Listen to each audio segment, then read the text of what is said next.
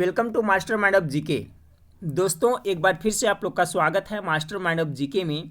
आज इस वीडियो में इंडियन हिस्ट्री से 40 इंपॉर्टेंट जीके जीएस को देखेंगे। ये आपका जो लेडी कांस्टेबल है बिहार पुलिस, उनके लिए काफ़ी महत्वपूर्ण है। साथ ही साथ फ्रेंड्स, जो भी प्रतियोगिता परीक्षा है सभी के लिए काफ़ी महत्वपूर्ण है, क्योंकि इस टाइप का प्रश्न सभी एग्जाम में हिस्ट्री से पूछा जाता है। इसलिए पूरा वीडियो आप जरूर देखें।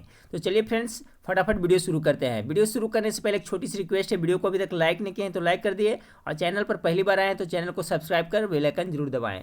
तो आज का जो पहला सवाल है फ्रेंड्स, निम्नलिखित में से मराठी पाक्षिक समाचार पत्र बहिष्कृत भारत किसने शुरू किया था। बहुत ही महत्वपूर्ण सवाल है कि जो मराठी पाक्षिक समाचार पत्र है बहिष्कृत भारत, इसको शुरू किसने किया था। ऑप्शन आपके सामने दिया हुआ है फ्रेंड्स, आप लोग गेस करते चलिएगा, ठीक है। इससे कुछ आप लोग को आइडिया मिलेगा।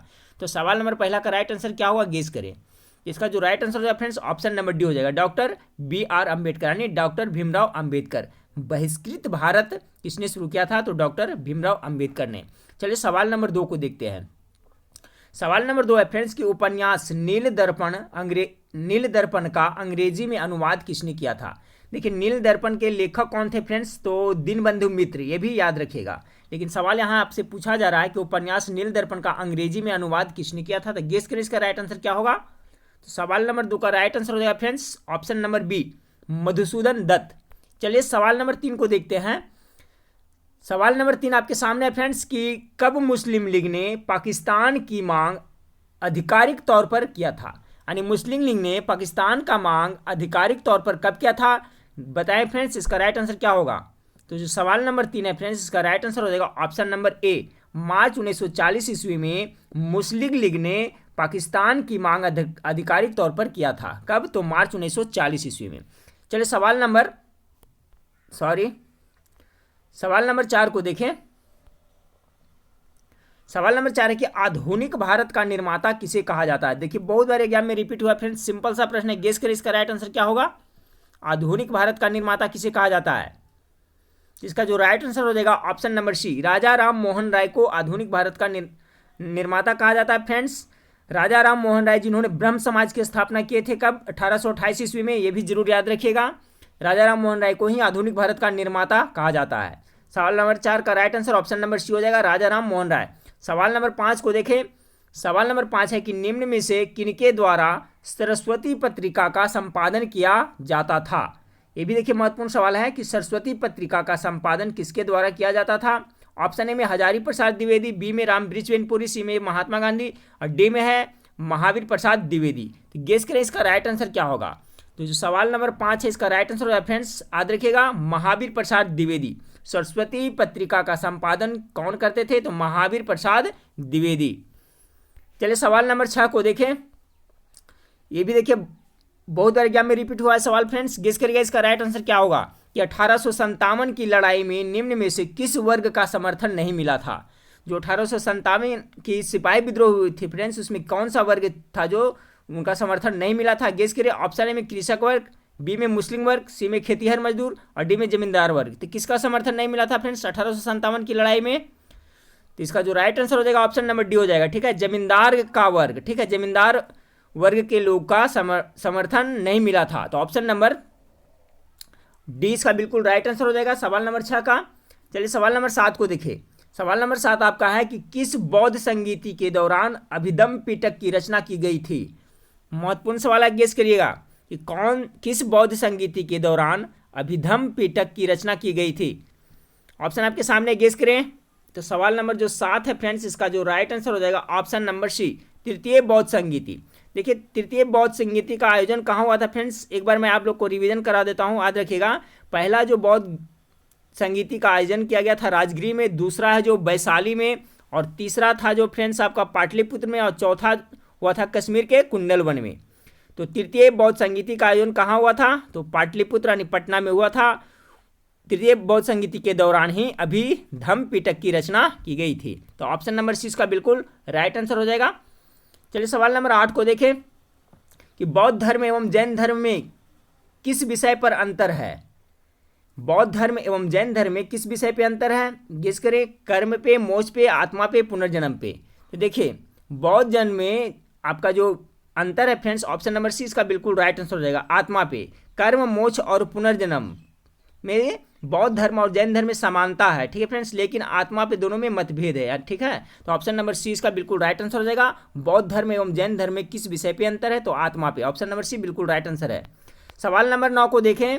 सवाल नंबर 9 है कि सिख गुरु अर्जुन देव की हत्या किस मुगल शासक द्वारा करवाई गई थी, ठीक है। तो गेस करें इसका राइट आंसर क्या होगा। देखिए जो लेडी कांस्टेबल के जो फॉर्म भरे हैं, जिनका एग्जाम है फ्रेंड्स, उनके लिए काफ़ी महत्वपूर्ण है कि इस टाइप का ही इतिहास से उनको प्रश्न पूछा जाएगा, और जो भी इसके अलावा जो भी प्रतियोगिता परीक्षा है उसके लिए भी इंपॉर्टेंट है फ्रेंड्स। चलिए सवाल नंबर 9 का गेस करें कि गुरु अर्जुन देव की हत्या किस मुगल शासक द्वारा करवाई गई थी। इसका जो राइट आंसर हो जाएगा ऑप्शन नंबर सी हो जाएगा, ठीक है। सवाल नंबर 9 का राइट आंसर जहांगीर के द्वारा। गुरु अर्जुन देव की हत्या जहांगीर के द्वारा कराई गई थी, जबकि जो सिख के 9वें गुरु थे तेग बहादुर, उनकी हत्या औरंगजेब ने करवाई थी, तो वो भी याद रखिएगा, ठीक है। गुरु अर्जुन देव की हत्या के बारे में पूछा जाए तो जहांगीर द्वारा कराया गया था, और तेग बहादुर की हत्या किसने करवाया था, तो औरंगजेब ने करवाया था, ये भी याद रखिएगा। तो सवाल नंबर 9 का जो राइट आंसर हो जाएगा ऑप्शन नंबर सी हो जाएगा। चलिए सवाल नंबर 10 को देखिए। सवाल नंबर 10 आपका है कि लॉर्ड वेलेस्ली की सहायक संधि को स्वीकार करने वाला दूसरा राज्य कौन था। बहुत ही महत्वपूर्ण सवाल है फ्रेंड्स, गेस करें, दूसरा राज्य पूछा जा रहा है। तो इसका जो राइट आंसर होगा फ्रेंड्स ऑप्शन नंबर सी हो जाएगा, ठीक है। पहला राज्य था जो हैदराबाद था। ये भी प्रश्न बार बार पूछा जाता है कि लॉर्ड वेलेस्ली की सहायक संधि को स्वीकार करने वाला पहला राज्य कौन था, तो हैदराबाद। दूसरा कौन था, मैसूर था, ठीक है फ्रेंड्स। देखिए इसके बारे में मैं डिटेल यहाँ लिख दिया हूँ, याद रखिएगा कि सहायक संधि को स्वीकार करने वाला प्रथम राज्य कौन था, हैदराबाद था। दूसरा राज्य मैसूर था। तीसरा राज्य तंजौर था। चौथा अवध था। और पांचवा कौन था, मराठा था। तो याद रखिएगा फ्रेंड्स, पहला दूसरा हमेशा पूछा जाता है। तो लॉर्ड वेलेस्ली की जो सहायक संधि है उसको स्वीकार करने वाला पहला हो गया हैदराबाद, दूसरा हो गया मैसूर, ठीक है। चलिए सवाल नंबर 11 को देखें कि किस शैली में प्रसिद्ध गया स्थित विष्णु पद मंदिर बना है। जो गया स्थित विष्णु पद मंदिर है वो कौन से शैली में बना हुआ है फ्रेंड्स, काफी महत्वपूर्ण सवाल है, गेस करें इसका राइट आंसर क्या होगा। तो सवाल नंबर 11 का जो राइट आंसर हो जाएगा फ्रेंड्स ऑप्शन नंबर बी हो जाएगा, नागर शैली में बना हुआ है। चलिए सवाल नंबर 12 को देखें। सवाल नंबर 12 कि वर्ष 1922 में कांग्रेस के गया अधिवेशन के अध्यक्ष कौन थे। ये भी याद रखिएगा फ्रेंड्स कि 1922 ईस्वी में गया में कांग्रेस का अध्यक्ष हुआ था, अधिवेशन हुआ था, तो इसके अध्यक्ष कौन थे। तो सवाल नंबर 12 का जो राइट आंसर हो जाएगा ऑप्शन नंबर बी हो जाएगा, चित्तरंजन दास, CR दास, जिसे देश बंधु भी कहा जाता है, ठीक है फ्रेंड्स। ये भी याद रखिएगा, देश बंधु किसे कहा जाता है, तो चित्तरंजन दास को देश बंधु भी कहा जाता है। इन्हीं की अध्यक्षता में 1922 ईस्वी में गया में कांग्रेस का अधिवेशन हुआ था। सवाल नंबर 12 का right answer option number B हो जाएगा। चलिए सवाल नंबर 13 को देखें। सवाल नंबर 13 है अकबर द्वारा बनाए गए उपासना भवन का नाम क्या था। गेस करें क्या था, इसका सही आंसर क्या होगा। सवाल नंबर 13 का राइट आंसर हो जाएगा ऑप्शन नंबर सी, इबादत खाना, ठीक है। अकबर द्वारा बनाए गए उपासना भवन का नाम क्या था, तो इबादत खाना नाम था। सवाल नंबर 14 को देखें कि सत्याग्रह के 3 प्रमुख स्वरूप कौन से हैं। बहुत ही महत्वपूर्ण सवाल है फ्रेंड्स, गेस करें। महात्मा गांधी द्वारा जो सत्याग्रह चलाया गया था उनके 3 प्रमुख स्वरूप कौन कौन है फ्रेंड्स, गेस करें। तो सवाल नंबर 14 का राइट आंसर हो जाएगा ऑप्शन नंबर बी, असहयोग, सविनय अवज्ञा तथा बहिष्कार, यही तीनों स्वरूप है। तो सवाल नंबर 14 का right answer option number B हो जाएगा। सवाल नंबर 15 को देखें, कैबिनेट मिशन भारत कब आया था, गेस करें। 1943, 1944, 1945 या 1946। तो कैबिनेट मिशन भारत आया था कब, 1946 ईस्वी में। ऑप्शन नंबर डी इसका बिल्कुल राइट आंसर हो जाएगा। सवाल नंबर 16 को देखें, महात्मा गांधी के राजनीतिक गुरु कौन थे। सिंपल सा प्रश्न फ्रेंड्स, गेस करें। तो महात्मा गांधी के राजनीतिक गुरु थे आपका Gopal Krishna Gokhale. Option number A इसका बिल्कुल राइट आंसर हो जाएगा, ऑप्शन नंबर ए। सवाल नंबर 17 को देखें। सवाल नंबर 17 है कि भारत सेवक समाज की स्थापना किसने किया था, किसने की थी, गेस करें। भारत सेवक समाज की स्थापना किसने की थी, गेस करें फ्रेंड्स, इसका राइट आंसर क्या होगा। इसका जो राइट आंसर होगा फ्रेंड्स ऑप्शन नंबर बी हो जाएगा, ठीक है। सवाल नंबर 17 का राइट आंसर हो जाएगा ऑप्शन नंबर बी, भारत सेवक समाज की स्थापना किसने किया था, तो गोपाल कृष्ण गोखले ने भारत सेवक समाज की स्थापना किए थे। चलिए सवाल नंबर 18 को देखें। सवाल नंबर 18 है पूना समझौता। पूना समझौता 1932 में किसके बीच हुआ था, ये भी याद रखिएगा, पूछा जाता है। पूना पैक्ट यानी पूना समझौता कब हुआ था, तो 1932 में हुआ था। तो किनके बीच हुआ था फ्रेंड्स, वही पूछा जा रहा है आपसे, गेस करें। ऑप्शन आपके सामने है। सवाल नंबर 18 का जो राइट आंसर हो जाएगा ऑप्शन नंबर बी हो जाएगा, ठीक है। महात्मा गांधी और डॉक्टर भीमराव अम्बेडकर के बीच में पूना समझौता 1932 ईस्वी में हुआ था। चलिए सवाल नंबर 19 को देखते हैं। सवाल नंबर 19 आपके सामने है फ्रेंड्स कि लंदन में गोलमेज सम्मेलन का आयोजन किस की चर्चा के लिए किया गया था। ठीक है फ्रेंड्स, देखिए गोलमेज सम्मेलन टोटल कितने हुए थे, तो 3 गोलमेज सम्मेलन हुए थे। ठीक है, 1930 में, 1930 में, फिर हो गया 1931 में और 1932 में। याद रखिएगा फ्रेंड्स, 3 गोलमेज सम्मेलन हुआ था। इससे संबंधित प्रश्न पूछा जाता है कि तीनों गोलमेज सम्मेलन में किसने भाग लिया था, तो डॉक्टर भीमराव अंबेडकर है जो तीनों गोलमेज सम्मेलन में भाग लिए थे, जबकि महात्मा गांधी मात्र एक सम्मेलन, द्वितीय गोलमेज सम्मेलन में भाग लिए थे। ये सब जरूर याद रखिएगा। तो सवाल आपसे यहाँ पूछा जा रहा है कि लंदन में गोलमेज सम्मेलन का आयोजन किसकी चर्चा के लिए किया गया था। सवाल नंबर 19 का राइट आंसर हो जाएगा ऑप्शन नंबर बी, भारत की भावी संविधान के विषय पे चर्चा के लिए गोलमेज सम्मेलन का आयोजन लंदन में किया गया था। तो सवाल नंबर 19 का right answer option number B हो जाएगा। सवाल नंबर 20 को देखें कि गांधी जी के विदेशी वस्तुओं के बहिष्कार के आंदोलन का लक्ष्य क्या था। जो गांधी जी विदेशी वस्तुओं को बहिष्कार किए थे, उसके खिलाफ जो आंदोलन चलाए थे फ्रेंड्स, इसका मुख्य लक्ष्य क्या था। ऑप्शन ए में पूर्ण स्वतंत्रता, बी में ब्रिटिश विरोधी भावना पैदा करना, सी में कल्याण राज्य को प्रोत्साहन देना, डी में कुटीर उद्योग को प्रोत्साहन देना। इसका जो बिल्कुल राइट आंसर हो जाएगा फ्रेंड्स ऑप्शन नंबर डी हो जाएगा, कुटीर उद्योग को प्रोत्साहन देना। गांधी जी के विदेश वस्तुओं का बहिष्कार के आंदोलन का लक्ष्य यही था, कुटीर उद्योगों को प्रोत्साहन देना। चलिए सवाल नंबर 21 को देखें। सवाल नंबर 21 है कि किस अधिनियम के द्वारा केंद्र में द्वैध शासन की शुरुआत की गई थी। इसमें 2 सवाल बन रहा है फ्रेंड्स, गेस करें पहले इसका आंसर क्या होगा कि किस अधिनियम के द्वारा केंद्र में द्वैध शासन की शुरुआत की गई थी। तो इसका जो राइट आंसर हो जाएगा ऑप्शन नंबर बी हो जाएगा, भारत सरकार अधिनियम 1935। देखिए प्रांतों में जो द्वैध शासन था उसको समाप्त किया गया था। वही भी सवाल पूछा जाएगा कि प्रांतों में जो द्वैध शासन था उसका समाप्त किस अधिनियम के द्वारा किया गया था, तो भारत सरकार अधिनियम 1935 के द्वारा प्रांतों में जो द्वैध शासन था उसको समाप्त कर केंद्र में द्वैध शासन की शुरुआत की गई थी। तो याद रखिएगा दोनों फ्रेंड्स, तो इसका राइट आंसर क्या हो जाएगा ऑप्शन नंबर बी हो जाएगा। केंद्र में द्वैध शासन किस अधिनियम से शुरू हुई थी, तो भारत सरकार अधिनियम 1935 से। चलिए सवाल नंबर 22 को देखें कि किस चार्टर एक्ट से चीन के साथ ईस्ट इंडिया कंपनी का व्यापारिक एकाधिकार समाप्त हुआ था। तो कौन सा चार्टर एक्ट फ्रेंड्स, गेस करें, जिससे चीन के साथ ईस्ट इंडिया कंपनी का व्यापारिक एकाधिकार समाप्त हुआ था। तो इसका जो राइट आंसर हो जाएगा ऑप्शन नंबर सी हो जाएगा। ठीक है, सवाल नंबर 22 का right answer option number C हो जाएगा, चार्टर एक्ट 1833 के तहत। चलिए सवाल नंबर 23 को देखिए, भारत का अंतिम गवर्नर जनरल कौन था। बहुत ही वीवीआई प्रश्न है फ्रेंड्स, इसमें अक्सर विद्यार्थी कंफ्यूज होते हैं। गेस करें कौन होगा, भारत का अंतिम गवर्नर जनरल कौन था। तो इसका जो राइट आंसर होगा फ्रेंड्स ऑप्शन नंबर सी हो जाएगा। ठीक है, भारत का अंतिम गवर्नर जनरल कौन था, तो option number C, Shri Rajagopalachari. ये थे जो आपको भारत के अंतिम गवर्नर जनरल थे। अगला सवाल है कि भारत के प्रथम गवर्नर जनरल कौन था। ठीक है फ्रेंड्स, तो गेस करिए भारत का प्रथम गवर्नर जनरल कौन था। तो इसका जो राइट आंसर हो जाएगा फ्रेंड्स ऑप्शन नंबर सी हो जाएगा, लॉर्ड विलियम बेटिंग। देखिए लॉर्ड विलियम बेटिंग है जो कहाँ बंगाल का गवर्नर जनरल था, तो उसको हटा करके पूरे भारत का गवर्नर जनरल इन्हीं को पहली बार बनाया गया था। तो सवाल नंबर 24 का राइट आंसर हो जाएगा option number C, lord William Bentinck है जो भारत के प्रथम गवर्नर जनरल थे। चलिए अगला सवाल है, अगला सवाल है कि निम्नलिखित में से किसने मद्रास में रैयतवाड़ी व्यवस्था लागू की थी। गेस करें फ्रेंड्स, ये भी बहुत ही महत्वपूर्ण सवाल है।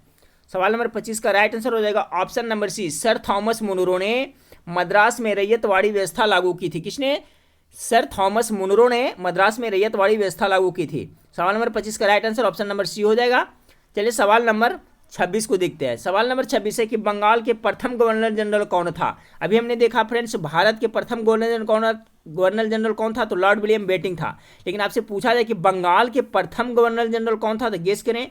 सवाल नंबर 26 का जो राइट आंसर होगा ऑप्शन नंबर सी हो जाएगा। ठीक है फ्रेंड्स, वारेन हेस्टिंग था जो बंगाल का प्रथम गवर्नर जनरल था। ठीक है, चलिए सवाल नंबर 27 को देखें। सवाल नंबर 27 है कि अरविंद घोष को किस मामले में गिरफ्तार किया गया था। कौन सा बम कांड में उनको गिरफ्तार किया गया था अरविंद घोष को। फ्रेंड्स ये भी एग्जाम में पूछा हुआ प्रश्न है, गेस करें राइट आंसर इसका क्या होगा।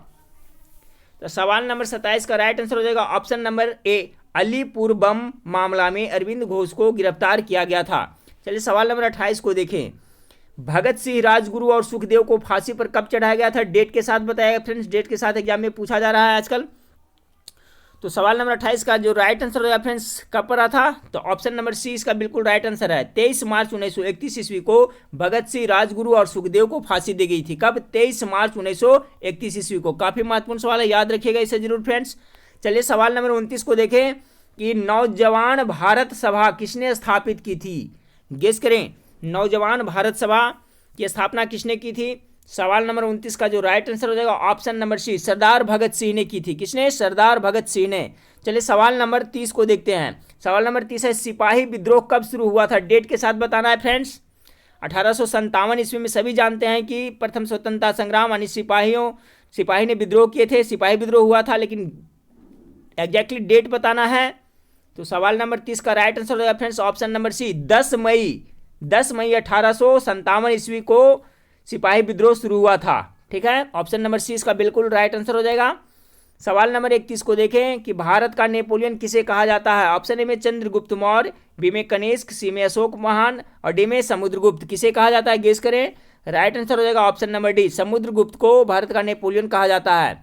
सवाल नंबर 32 देखें फ्रेंड्स कि अंधेर नगरी चौपट राजा नाटक किसने लिखा है? गेस करें।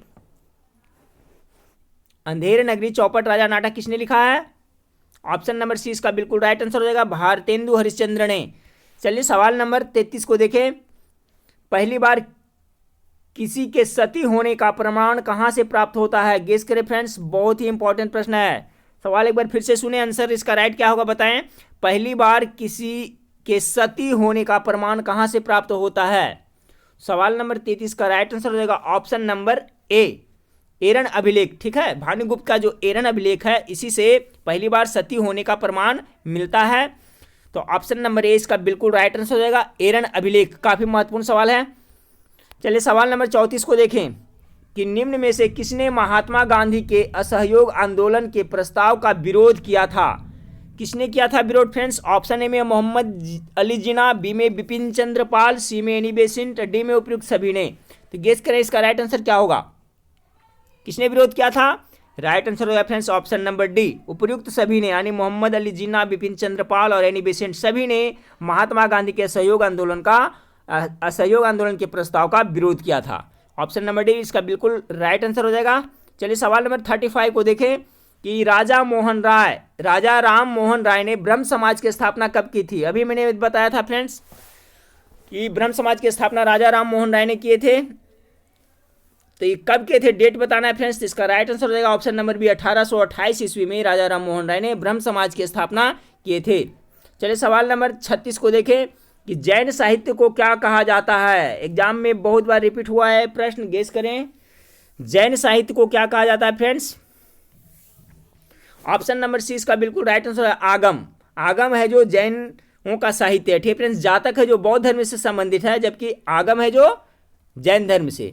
तो सवाल है जैन साहित्य को क्या कहा जाता है? तो आगम कहा जाता है। ऑप्शन नंबर सी इसका बिल्कुल राइट आंसर हो जाएगा, आगम। चलिए सवाल नंबर 37 को देखते हैं। 37 कि मगध के उत्थान के लिए कौन सा प्रथम शासक उत्तरदायी था? गेस करें, बिंदुसार, अजातशत्रु, वासुदेव या बिंबिसार। तो मगध के उत्थान के लिए कौन सा प्रथम शासक उत्तरदायी था? आप लोग गेस कर लियोगे फ्रेंड्स, राइट आंसर क्या होगा? तो ऑप्शन नंबर डी इसका बिल्कुल राइट आंसर हो जाएगा, बिंबिसार, जो हर्यक वंश के संस्थापक थे। ठीक है, चलिए सवाल नंबर 38 को देखिए। सवाल नंबर 38 है कि उस राजा का नाम बताइए जिसने पहली बार युद्ध में उस राज्य का नाम बताइए जिसने पहली बार युद्ध में हाथियों का इस्तेमाल किया था। यहाँ टाइपिंग में मिस्टेक हुआ फ्रेंड्स। ठीक है, हाथियों का प्रयोग किया था या इस्तेमाल किया था। तो कौन सा राज्य है फ्रेंड्स जिसने युद्ध में पहली बार हाथियों का इस्तेमाल किया था? कौशल है, चंपा, मगध या अवंती। तो इसका जो राइट आंसर होगा friends option number C, Magadh. ठीक है, मगध ऐसा राज्य है जिसने युद्ध में पहली बार हाथियों का प्रयोग किया था। ऑप्शन नंबर सी इसका बिल्कुल राइट आंसर हो जाएगा, मगध।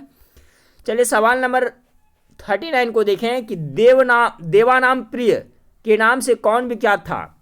देवानाम प्रिय के नाम से कौन जाने जाते थे फ्रेंड्स? गेस करें इसका राइट आंसर क्या होगा? 39 का राइट आंसर हो जाएगा friends option number B, Ashok. ठीक है, अशोक को देवानाम प्रिय के नाम से भी जाना जाता था।